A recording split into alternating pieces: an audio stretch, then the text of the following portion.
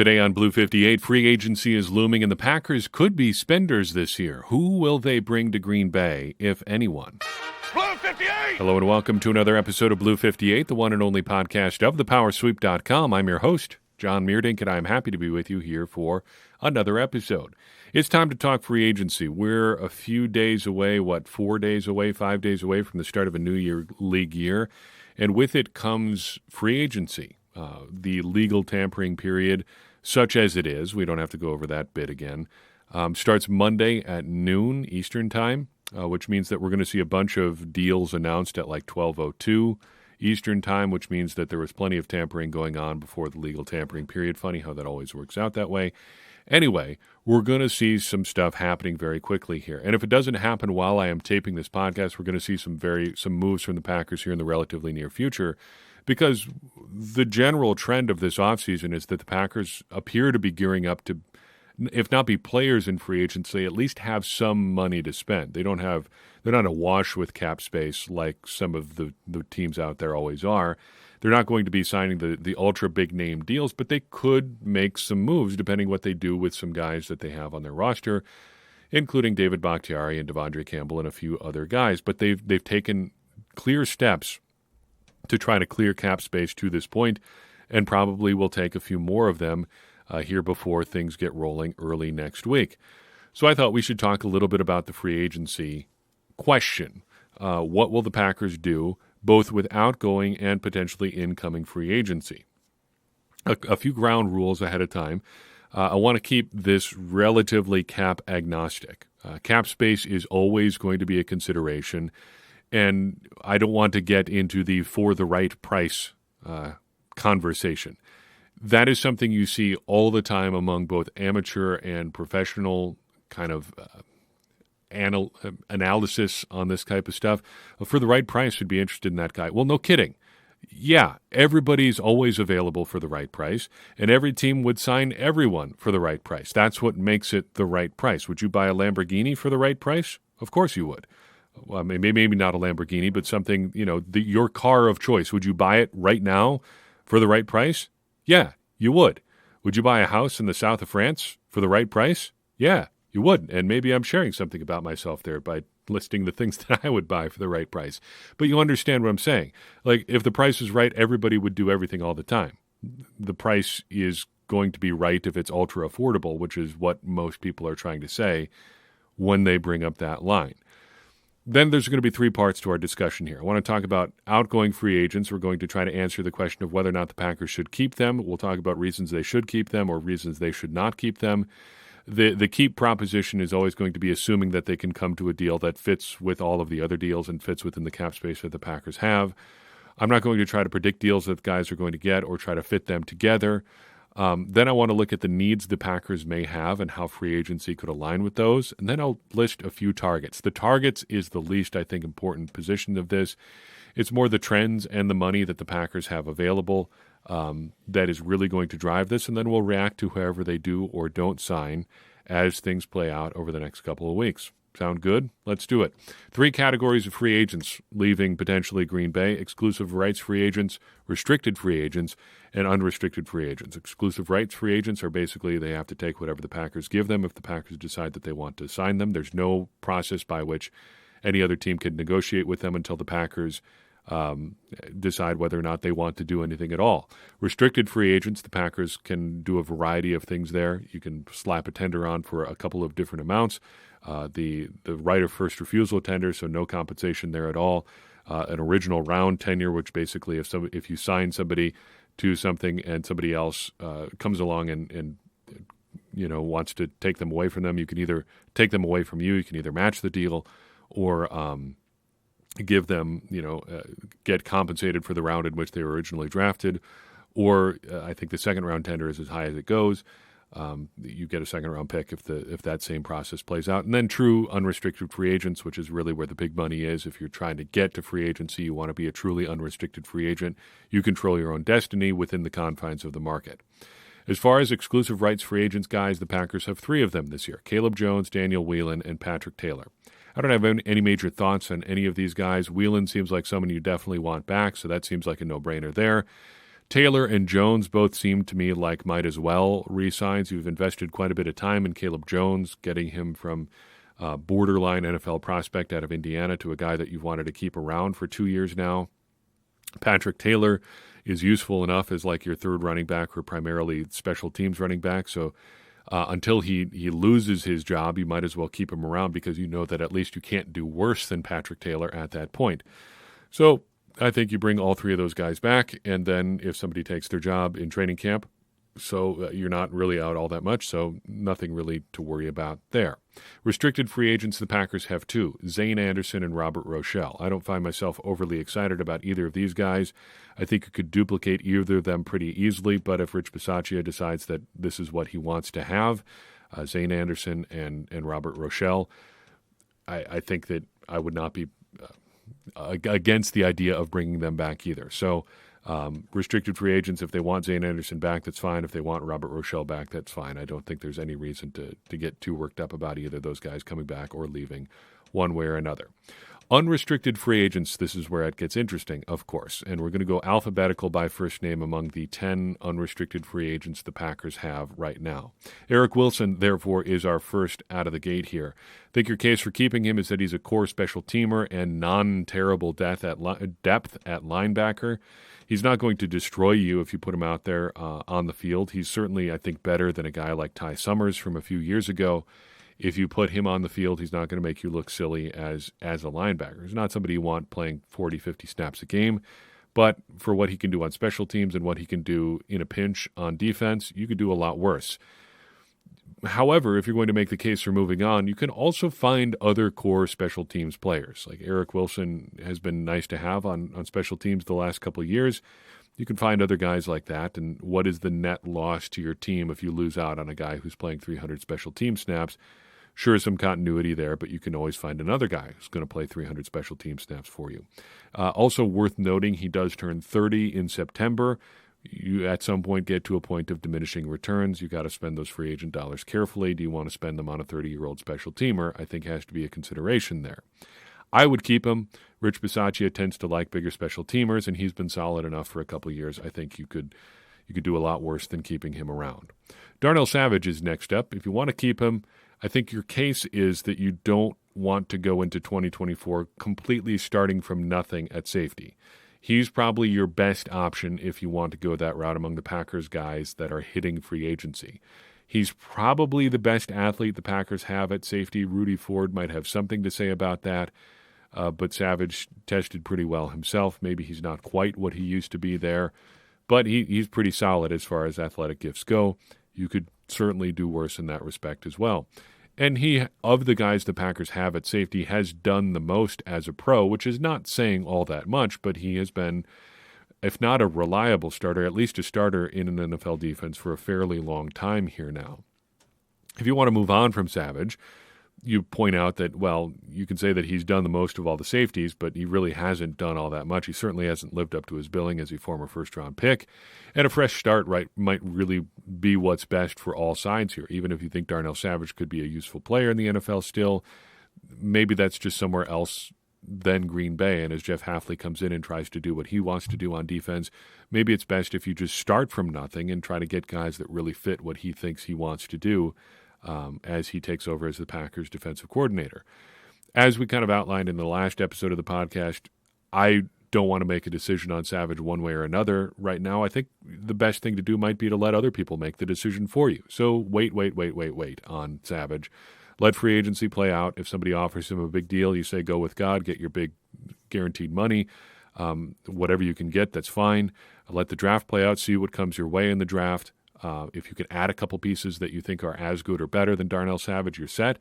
If the draft breaks badly for you and it's May and you still don't feel like your safety position is where it needs to be, Darnell Savage is still out there. Let's begin that conversation again and see if a deal for this year might be something that could work out for both sides. John Runyon. If you want to make a case for keeping John Runyon, I think that you point to the fact that he has consistently gotten better as a pro. He got better even during his timeshare with Sean Ryan this past year. Those were actually some of his best games when he was splitting time with Ryan. He's still an athletic pass blocker. He's a versatile player. He might still have some juice at tackle if that's something that you decide that you really want to do. As a side note, I'm surprised that he really never got any opportunities as a tackle in Green Bay. Yeah, he's a little bit small for a tackle, but so is Zach Tom. He's in the ballpark of athleticism with Tom, and he was certainly a very good tackle in college. Why not prove that he can't do that before you put him inside at guard? That always seemed like a strange sort of thing to me, but the Packers just never went that direction.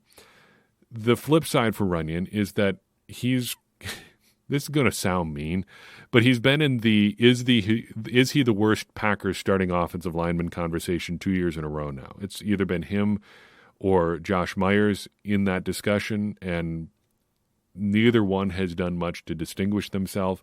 For all of their availability on both of those guys, they really haven't dominated their positions.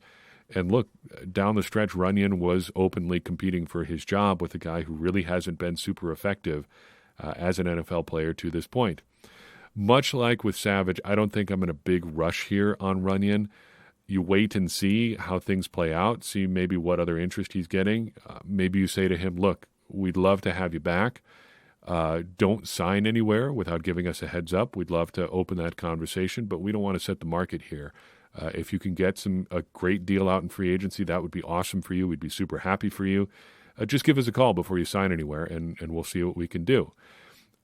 If you really want to make the best case for signing Runyon, if the numbers work out for both sides, signing a guy like Runyon means that you're not obligated to do anything on the offensive line in the draft this year, which is probably a good place to be in.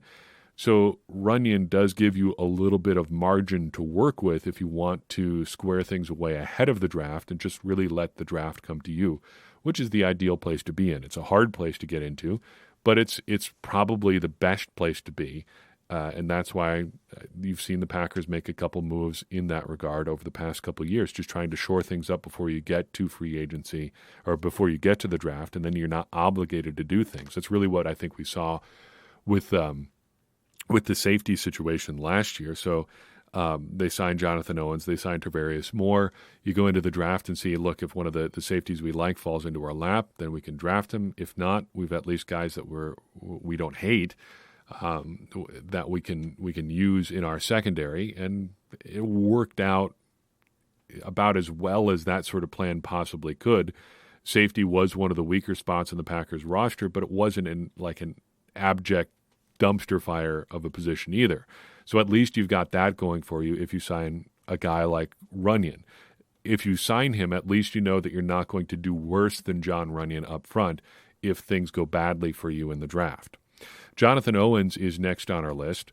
If you want to make a case for keeping him, you point out that nobody played more snaps than him on defense. He was reliable when he was on the field.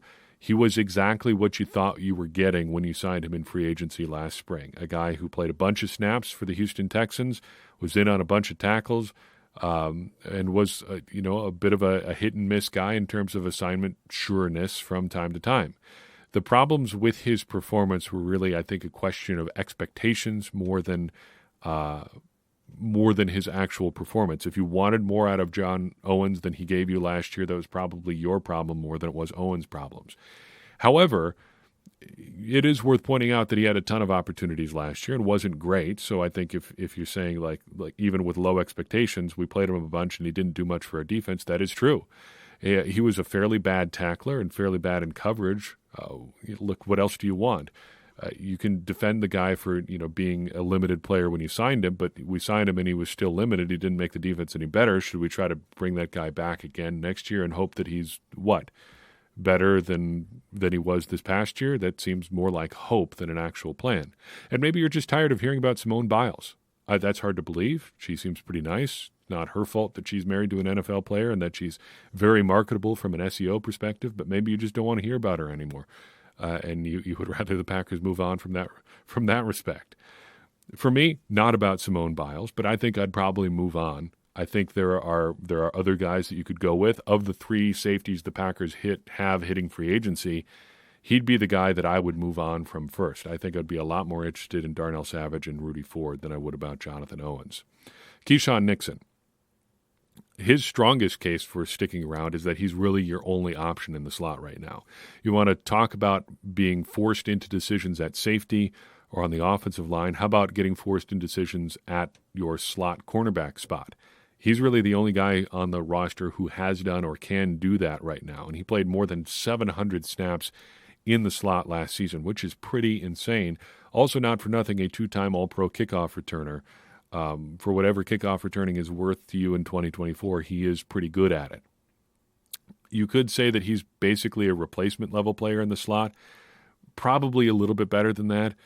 It's also worth noting that along those lines, he had to play a bigger role than he'd really like, probably for Keyshawn Nixon, just because there was no one else who could do that.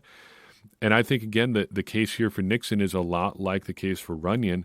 You sign him because you want to avoid getting forced into doing something you don't have to do, or you would otherwise not have to do in the slot. So I think you re-sign him, but then you look to reinforce that position through other means as well. Let's try to live in a world where we have Keyshawn Nixon, but Keyshawn Nixon is an option in the slot, but not the only guy who can do the job. Josh Nijman, Joshua Nijman, I guess would be his proper name there, but Josh is next up in our list here. I'm not sure how he alphabetically gets into this list. In fact, we're way out of order alphabetically on some of these guys because A.J. Dillon is coming up as well. In whatever order I ended up putting them, put it that way. Josh Nijman is our next guy to talk about. You want a case for keeping him. A swing tackle is always valuable, whether he's a starter or a backup.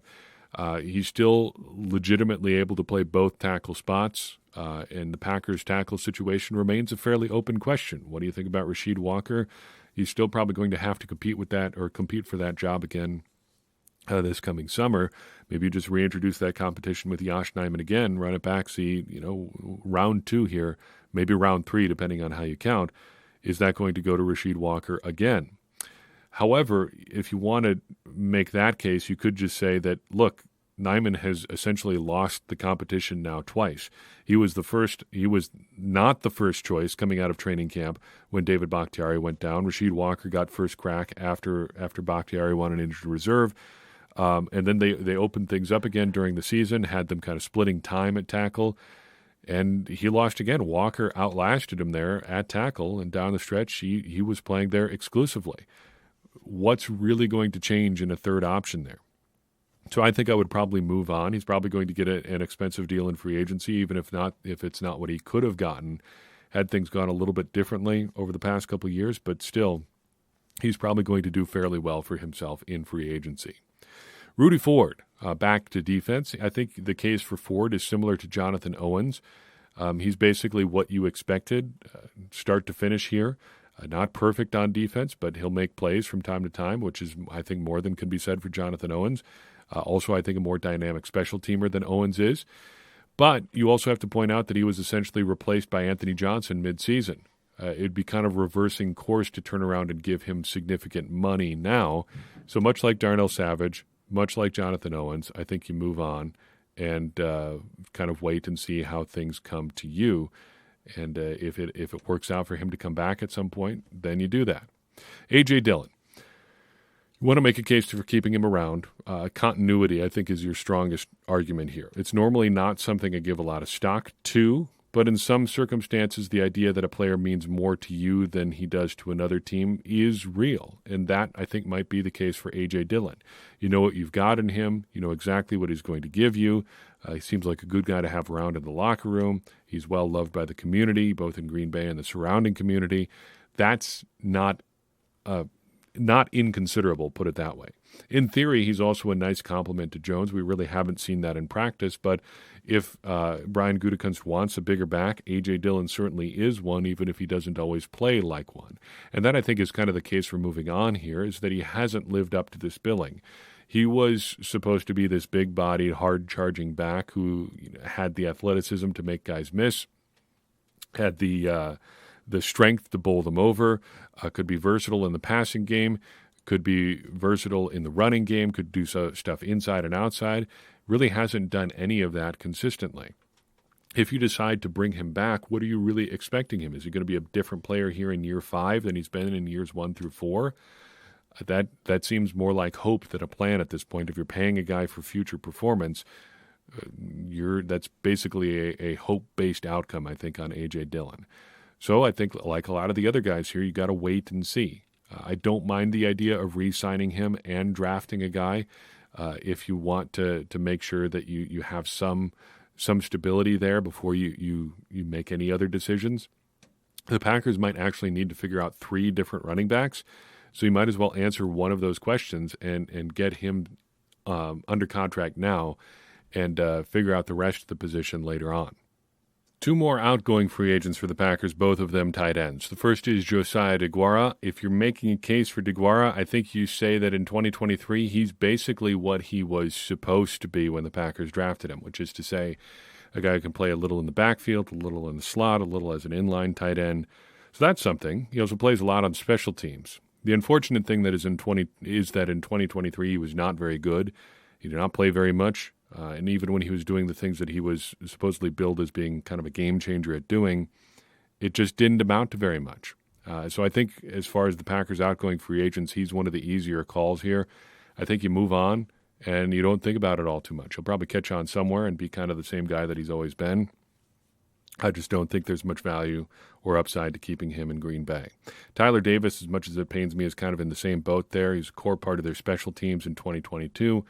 And would have been again, I think, in 2023, except for his torn ACL. So that's kind of a weak case for bringing him back, because the flip side is that if you do bring him back, you're talking about at best your 3rd tight end coming off a torn ACL in a world where you've already got Ben Sims, who's probably better on offense than Davis was already. I think you move on here, as cruel as it is. Maybe not cruel, but just as unintentionally cruel, put it that way. Football is just tough business, and he had a ACL injury at a really difficult time here, so he ends up on the outs just because going into a contract year, he tore up his knee, and that's a real bummer, but that's the way it is for guys like Tyler Davis. So if those are the outgoing free agents, we all know the state of the Packers roster. We saw the team throughout all of last year. What needs do the Packers have? I think there are 3 big needs and one kind of secondary need here too that I think is so kind of niche that it's hard to really make it a primary area where you want to spend money in free agency. But the first and most obvious one is safety. You're looking at as close to a full rebuild of that position as you can really get right now. There's just so much turnover by design and by necessity at safety that you're starting from scratch, and you almost have to spend in free agency so you don't end up having to do everything on one weekend in April to try to figure out your position for 2024. Inside linebacker also strikes me as another need here.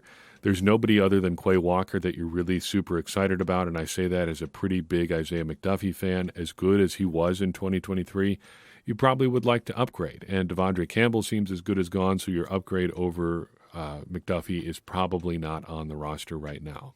And then running back. As we hinted at in the A.J. Dillon discussion there's going to be some kind of need here. It kind of depends on what happens this weekend, what that need is going to be. Short term, A.J. Dillon might be gone, and it's not impossible that Aaron Jones could be gone. I don't think that's likely, but it's not impossible. So it's not impossible that the Packers could be going into next week needing someone to be, quote-unquote, the guy right now.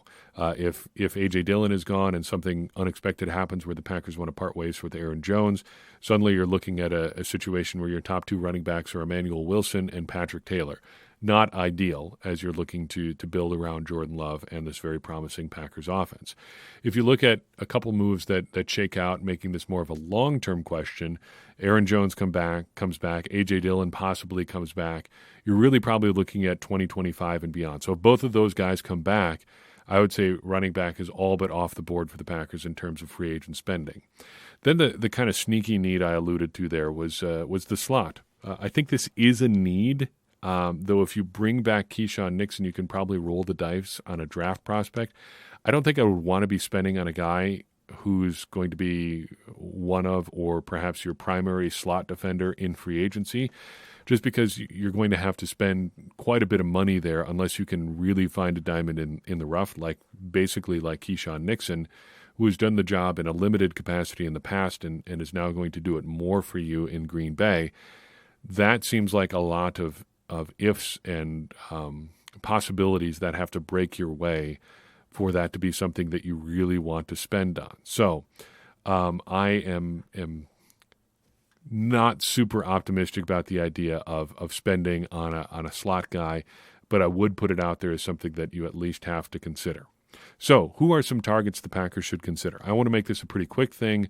I don't think, since so much of free agency is driven by economics more than player quality, the old line is that you're giving A-plus contracts to B-plus players. I don't think there's a whole lot of value in going super in-depth on what guys could and could not offer. If you really want to try to dig and find one of those diamonds in the rough, you can. But I think looking at a couple of the obvious names here in each of these categories is the way that you want to go. The first position group up here is safety. I think it might be harder to find a really reliable box guy than a deep guy, because it looks like the Packers are going to have two kind of safety roles in Jeff Hafley's defense. You want your deep safety, of course, but then you've got to have basically your insert guy, the guys that are going to drop down and act as a linebacker, act as a slot defender, your sort of versatile guy there. I think it might be easier to find a super high-quality just deep guy and spend a lot of money on that than it would be to find a box guy that you're super excited about, but there are some options there. But if you're going to spend in free agency, this is the place to do it, in my opinion. This is the Packers' biggest need throughout their entire roster, and I think the place that their money could make the biggest impact. So if you're going to spend money on something, I think safety is the place to do it. There are three guys that I think I would consider at safety. I mean, there are a bunch of guys out there, but the three that jump out to me are Xavier McKinney, Julian Blackmon, and Jeremy Chinn. Xavier McKinney, recently of the New York Giants, has two big selling points, both age and versatility. Age, he's not yet 25, will turn 25 this summer, and versatility, he plays all over, or played all over the Giants' defense, down on the defensive line a number of times, nearly 400 snaps in the box, played a good deal of time in the slot as well, lined up at corner, lined up in the free as a free safety, did a lot of different things for the Giants. As a result, fit would kind of be a question there, but I think he's worth rolling the dice on. Does have some injury concerns, played just 6 games in 2020, just 9 games in 2022, but relatively solid other than that. Julian Blackmon, recently of the Colts, had a similar usage pattern to McKinney, turned 26 or will turn 26 in August. I think he's probably a similar caliber player to McKinney, but your mileage may vary there. I don't claim to be super up-to-date on the guys on other teams' rosters. If there's somebody out there who runs a podcast of another team that for some reason is talking about, wants to know about Packers free agents, I could provide a lot of insight there, but not so much on guys that are on other teams. I don't have a pro personnel department here at Blue 58 as much fun as that would be. But I think both McKinney and Blackmon would be some high-caliber targets for the Packers. And then Jeremy Chinn, I think he is your mega reclamation project here. Almost exclusively a box guy, essentially phased out of Ejiro Avero's defense last year because of some coverage issues, more of a run-and-hit guy, a run support guy, but a phenomenal athlete, taken a few picks after A.J. Dillon in 2020. I think this might be poisoning the well here a little bit, but he's basically like what Josh Jones was supposed to be when the Packers drafted him in the second round in 2017. A big physical safety who's supposed to be able to play deep and in the box, really just works out to being more of a box guy. But his first couple of years in the league, he was a guy who made a lot of plays near the line of scrimmage, was a little bit iffy in coverage, but something's got to give somewhere, and having a guy who can at least do that would be a step forward from where the Packers have been at safety these last couple of years, and he'd be a significant upgrade size-wise from where the Packers have been these last couple of years as well. Linebacker. Looking through the available guys, there are very few that, for me, really move the needle as someone you'd want the Packers to make sure they go out and get. I think you're basically looking for someone who's essentially a plus version of Isaiah McDuffie, assignment sure, a run stuffer.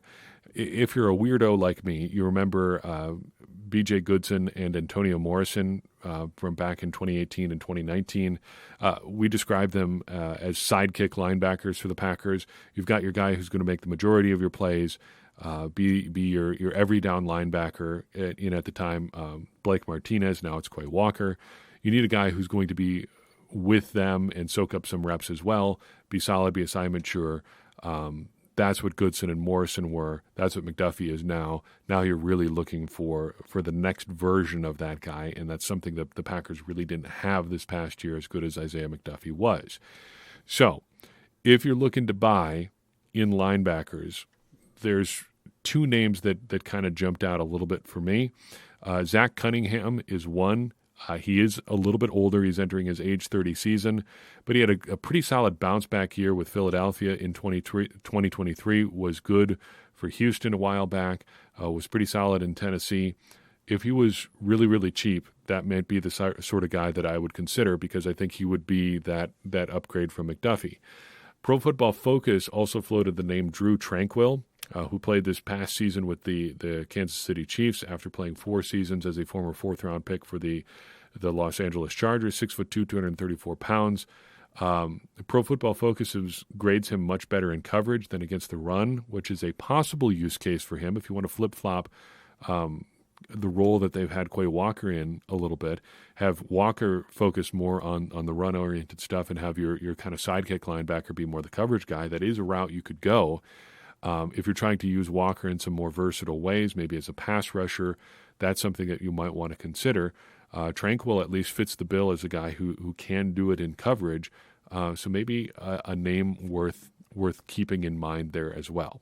Finally, running back.